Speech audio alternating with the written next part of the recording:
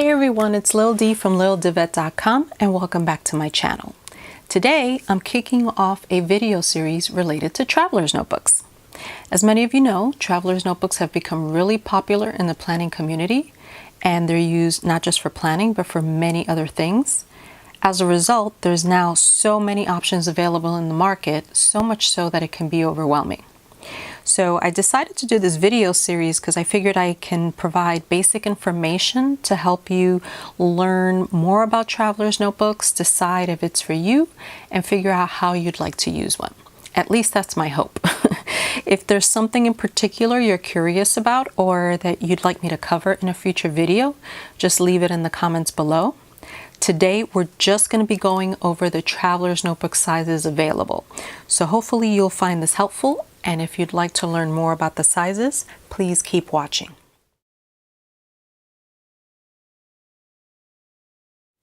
So first, we're going to look at the sizes available. I have them here laid out in a circle so you can see what they look like compared to each other. First, I'm going to share with you the names of each size so you know which name pertains to which size, and then we're going to look at each one in more detail. So starting from the smallest here, this one is called the Nano or Micro, sometimes referred to as the size 0. This one is called the Passport size. Next would be the Pocket, or sometimes referred to as the Field Note size. After that would be the A6 size. Next would be a personal size. This one is modeled after the personal size ring binder, so it's the same page size. Next would be the B6 Slim. After that would be a standard B6.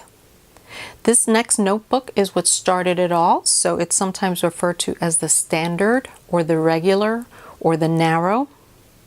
Next up would be an extra wide. And finally, this one is called the A5.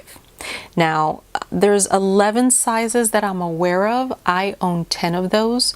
The size that I do not own, it's sometimes called the composition or notebook size, and it's designed to carry larger school type notebooks. So remember those black and white marble notebooks that we carried in school? It's designed to fit those, and it's not as commonly used because given the large size, it tends to be more clunky and heavy. However, these are the ones that are typically used, so let's take a look at the sizes in more detail. Before we get started, I wanted to introduce you to the traveler's notebook that started it all. So these notebooks are created by the Japanese company called Midori. The company has since changed their name, so now they go by the name Traveler's Company. And as with a lot of things out of Japan, it's very simplistic and very zen. This notebook is just a piece of leather with a string down the middle to hold the notebooks. It has a string on the back, and this serves as the closure. It also has a bookmark, which I decided to add beads to just to give it a little pizzazz. Then it has this little metal thing to keep it all in place. A lot of folks like to embellish theirs with other things, whether it's add-on pockets, adding a little charm to the string. This is the Passport size, which I purchased a pen loop for, and you can clip this on. I can actually put this also on this one. So when other makers started making traveler's notebooks, they basically built upon this design where this one is very simplistic. They started adding pockets, built-in pen loops, and all sorts of other things.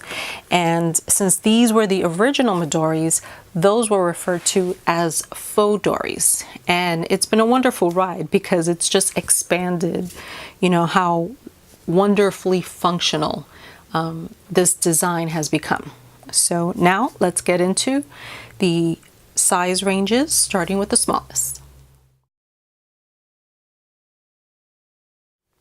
So we're going to start with the small range, which includes the smallest of the notebooks. I've increased the brightness of my camera in order for you to see the leather a little better. Hopefully that's not too bright. And I'm going to be giving you size dimensions, which I want to make clear is the size of the notebooks each of these covers can accommodate. It's not the size of the cover itself.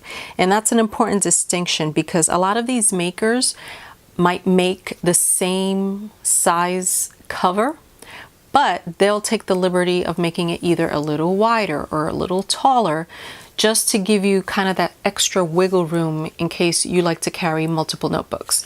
So I'm not going to give you the size of the cover itself. I'm going to give you the size to the types of books that you can carry in a specific cover. So I just want to make that clear.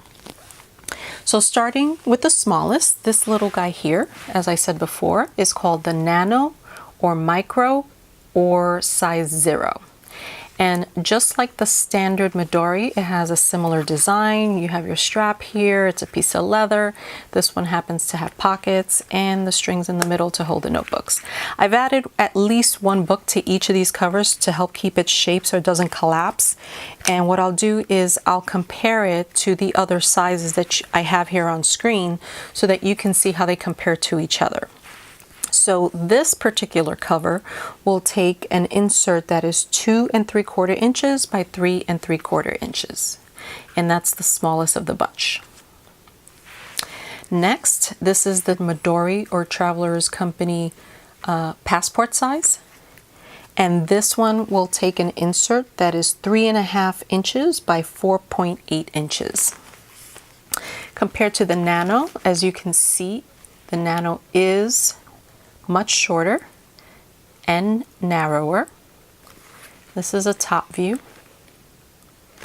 At the end, what I'll do is I'll open all the notebooks and stack them on top of each other so you can also see the difference in size that way too.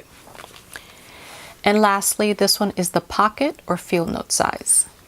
This is the most popular portable size of the traveler's notebooks because people sometimes find these two a little bit too small. So this one is the most popular. And compared to the passport size, what it does is that it gives you a little bit more writing room. So it takes a notebook that is 3.5 inches by 5.5 inches. So as you can see, it is taller than a passport and it has just a little bit of, it's a little bit more wide compared to the Nano. If I stack all three of these notebooks, you'll see that how that compares. And that is a top view. Now let's see what they look like when they're open. So this is the pocket or field note size. This is the passport, and as you can see, I'll line up the spine because it's the easiest thing to kind of baseline everything. So here you can see that the passport is indeed shorter, and also it's a little bit, narrower compared to the pocket.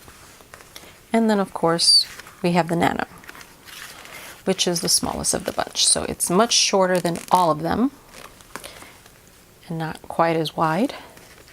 I'll take out the passport so you can see it compared to a pocket field note size. There you go. So this is what I consider the small range, and what I'll do is I'll also compare it to some regular items that you handle every day to give you some size comparisons. I'm going to share with you my iPhone, which is an iPhone 7 Plus. Actually, let me do it this way. And I apologize for the glare because it's a rose gold phone. I just wanted you to see what it compares to, how it compares to a 7 Plus phone. So here, the pocket or field notes is shorter and wider, but you can see it's almost the size of the phone. Here the passport is also smaller and wider. And then of course the Nano is about the same width but much shorter. So that's how it compares to an iPhone.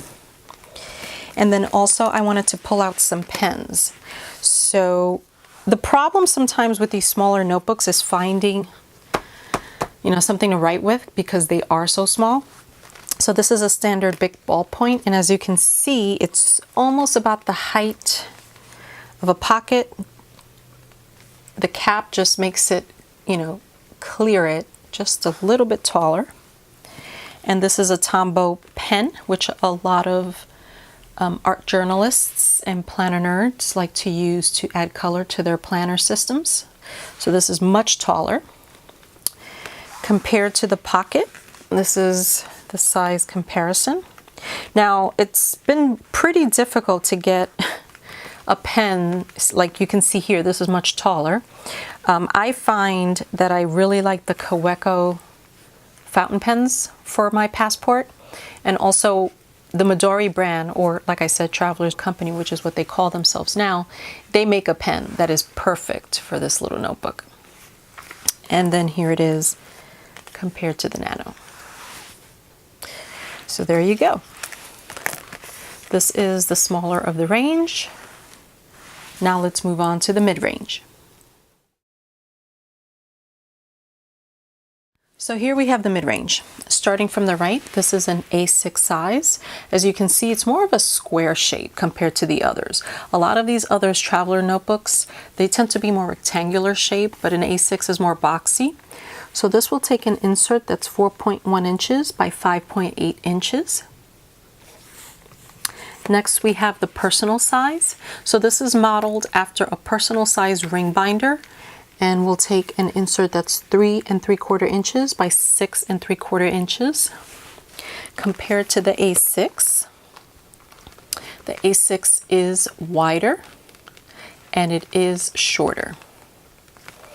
And that's the top view. Next, we have a B6 Slim. So this B6 Slim is actually the narrower version of a standard B6. A lot of folks like this size. It's actually become really, really popular, but like the A6, this is actually also boxy. So the B6 Slim was the answer to having a more portable size B6. This will take an insert that's 4 1/4 inches by 7 1/4 inches. And it's the same height as the B6, it's just narrower. And we'll get to that in a minute. So here it is compared to a personal size. It's shorter and almost about the same width. That's the top view. And compared to an A6. Given the boxier shape, it is wider, and the A6 is shorter. And that is the top view. So lastly is the B6. So similar to the A6, this is also kind of a boxier shape. It's a really great size, gives you a lot of writing room, and it's about as small as you want to go without going too small. I'm actually currently using, I'm between these two sizes. When I feel like really trimming it down, I'll go into my B6, and when I feel like I need more writing space, I'll go into my B6. So this one will take an insert that's 5 inches by 7 inches. It's a great size, lots of writing space. It is the same height as the B6 Slim because it's modeled after the B6, but it is narrower. And that's the top view. And this is it compared to a personal size, shorter, narrower. Oops, sorry. And a top view. And here compared to an A6. And as you can see here, even though the A6 is narrower, they're both this squarish type shape compared to these rectangular ones. So there you go. And that's the top view. Now, just like I did with the smaller sizes, I'm going to open these up and stack them so that you can see them compared to each other. So here we have the A6. I'm lining up the spines, and you can see that the A6 is wider but shorter than the personal size. The B6 Slim compared to a personal, again lining up the spines, they're almost the same in terms of width, but the personal size is shorter. And then lastly, comparing the, and never mind the colors of the booklets. Like I said, I just added one booklet just to help keep the shape. So here, I know this one's a little harder to see because of the lighter leather, so I'll do my best. There you go. Lining up the spine, so the B6 Slim is narrower, but it is the same height. And if I were to stack them all up, There you go. That's the stack right there. So now what I'll do is, just like I did for the smaller notebooks, I will compare it to everyday items such as my phone and some pens. So starting from smallest to largest, this A6 compared to an iPhone 7 Plus, you can see there, it's almost the same height, but it is a lot narrower. This is an iPhone compared to a personal size. This is an iPhone compared to a B6 Slim. And finally compared to a B6. Now compared to a marker, Tombow marker, you can see the Tombow marker is just almost at the height, whereas the Bic pen is much smaller. This is it compared to a B6 Slim.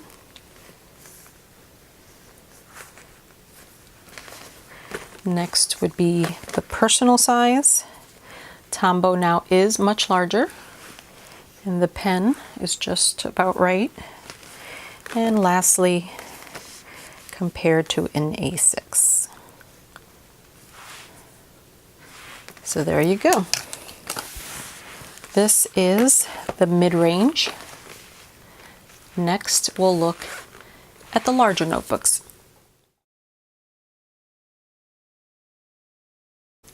Lastly, we have the largest of the traveler's notebooks. Starting from the right, this is the notebook that started it all, the standard Midori, or as they call themselves now, Traveler's Company. This is the narrow or regular or standard, and it will take an insert that is 4 1/4 inches by 8 1/4 inches. This is actually the height of an A5, but it's much narrower, and that's why this size was so popular, because you get so much writing space, but in a compact size. You don't have such a large notebook. This next one is an extra wide. So this one, like the B6 and the B6 Slim, this one was born out of this one. So it's the same height, it's just that some folks wanted to use wider notebooks. So as you can see here, this is the same height, but the extra wide is wider.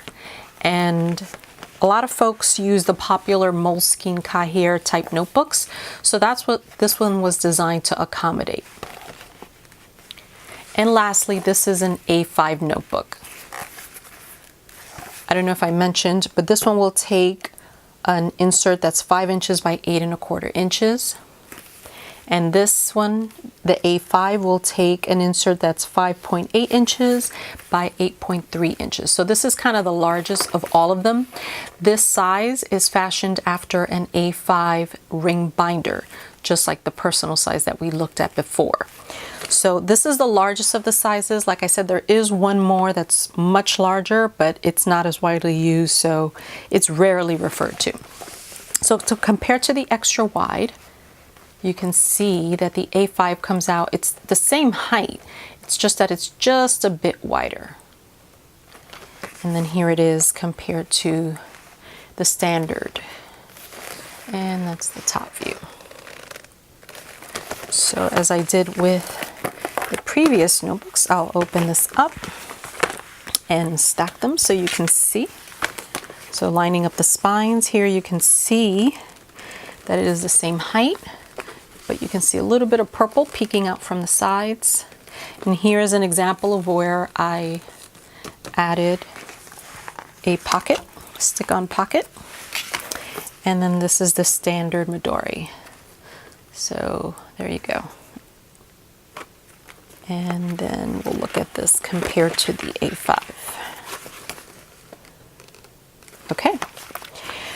So now compared to regular everyday items, like I did before, I will pull out my iPhone, and here you go. The standard is much taller, much wider. Let's compare to that. And compared to the extra wide, this is what a iPhone 7 Plus would look like. And then lastly, compared to an A5.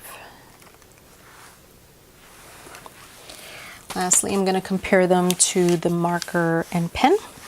So a Tombow marker is smaller in height, as is the pen. This is it compared to an extra wide. And this is it. It's going to be the same because, as I said, all three of these are the same height. It's just varying widths. So there you go. And there you go.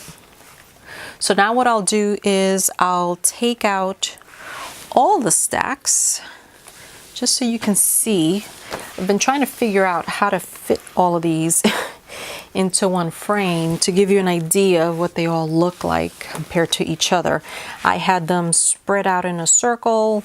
I've had them stacked. So here they are, the three groupings that I refer to side by side.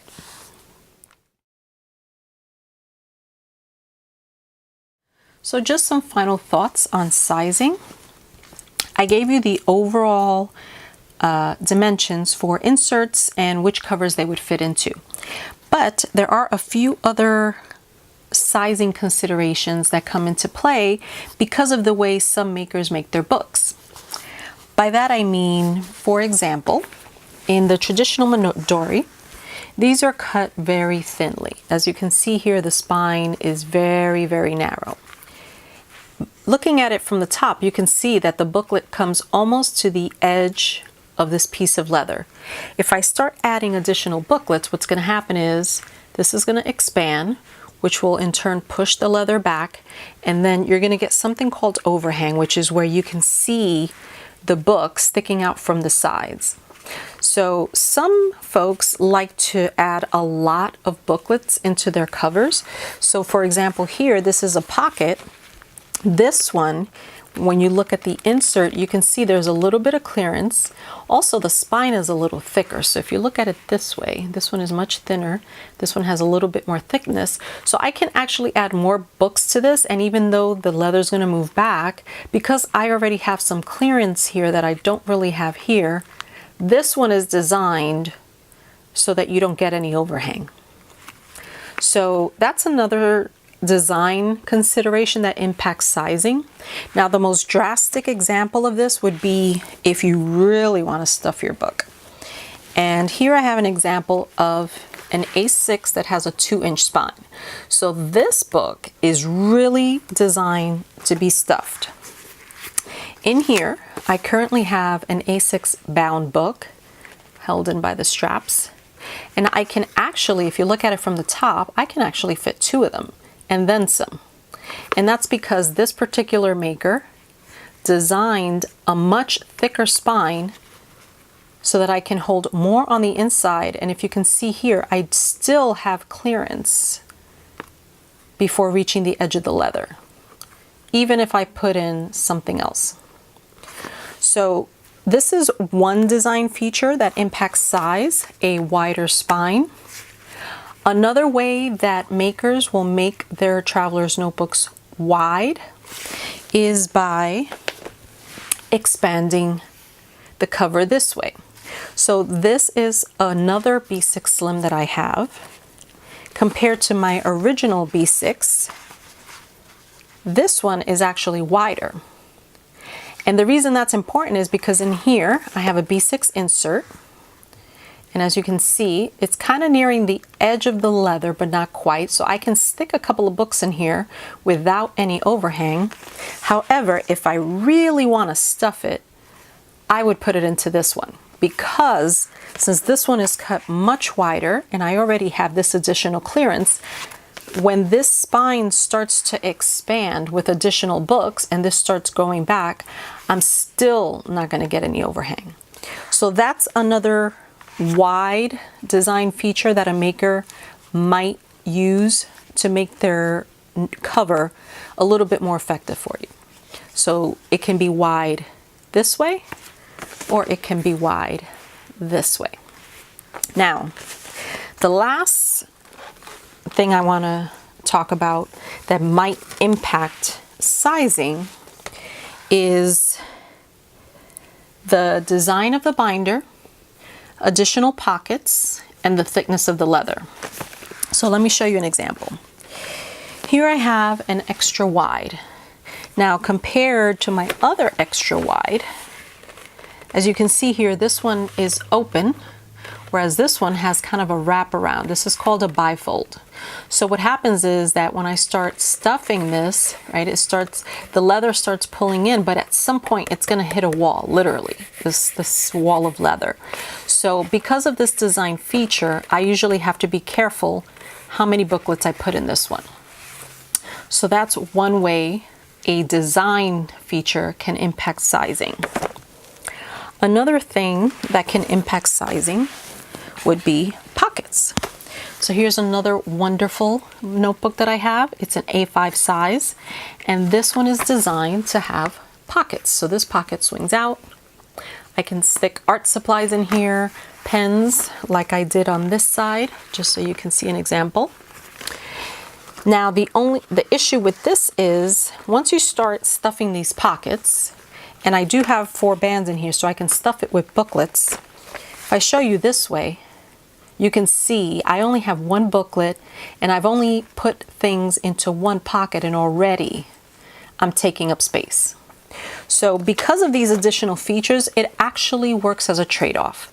I have to be careful how I stuff these pockets and how many inserts I put into it, because by the time I'm done, I mean, it gets really, really bulky and not in the way that I want it to be.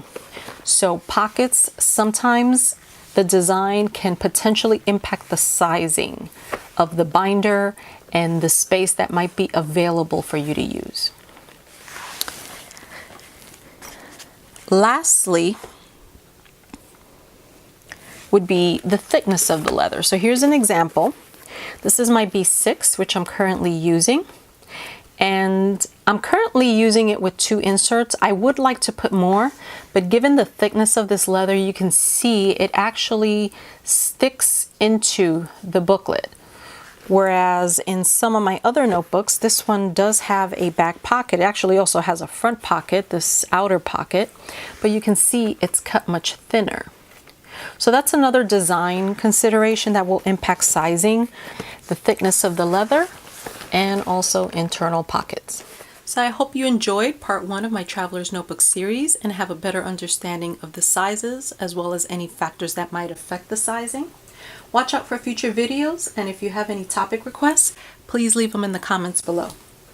Don't forget to give this video a thumbs up and check out my blog at lildevette.com for more information.